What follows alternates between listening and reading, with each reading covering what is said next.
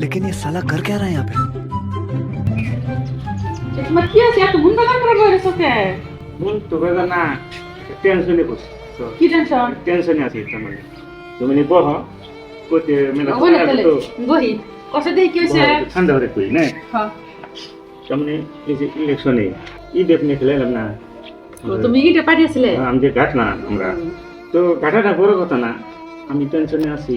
ওরা যে জিতছে হ্যাঁ তোমাদের যে ম্যাচে জিতছে না হ্যাঁ দিচ্ছে তো জিতে ওরা বোধাই গেছে গা কে জিতে বুঝাই লোক এটা আবার কেমন কথা জিতে বোধাই এসে মানে কি রে আমি কইছি না যে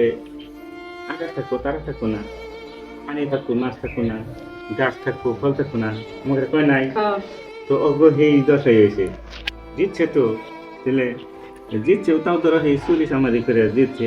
কংগ্রেস তো জীবন ভরে ভোট চুরি করে সেদিন তো জিতে নয় তো জিতার তো না ওরা জিতছে যদিও তাহলে ওরা তো সারা জন করে খালি কয়েছে যে গৌরব গগৈ তোমার এই যে মুখ্যমন্ত্রী হবো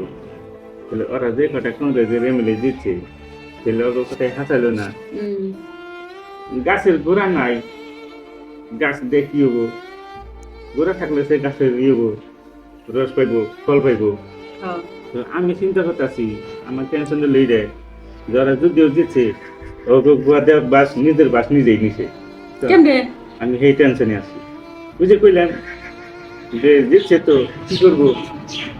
গোড়া গাছা কিছুই নাই ওই 15 জন নিমলে দিয়ে কি করবো ওই ওরা তো যে বিজেপি সরকারে ওগো যে ফরমেশন পেয়ে যাবো ওগো বুঝো নাই এই যে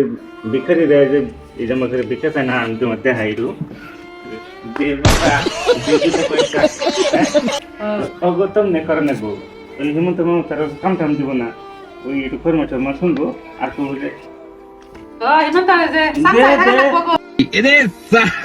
বাবা একটা কাম দে